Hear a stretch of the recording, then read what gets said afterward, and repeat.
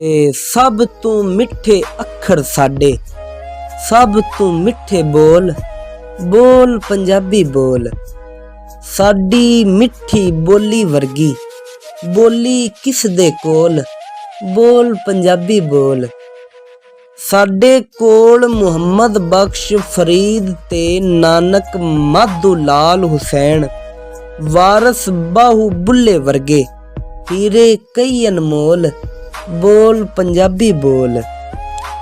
जिस धरती दे पुत्तर होवन जग्गे दुल्ले भगत सिंह ते अहमद खरड़, मां बोली दे वैरी अगे किस तरह जावन डोल, बोल पंजाबी बोल। इंज दा सोहना होर जे किधरे है ते चन्ना सानू भी ओ देस विखा, जिथे बंगड़े जिथे लुडियां जिथे वजदे ढोल, बोल पंजाबी बोल।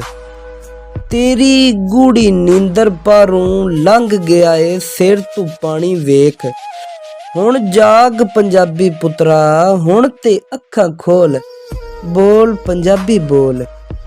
साडे अन्ने बोले गूंगे लोकी जेड़ी शै नू खंड समझदे रहे, उसे खंड ने साडे गुड़ विच दित्तियां जहरां घोल, बोल पंजाबी बोल।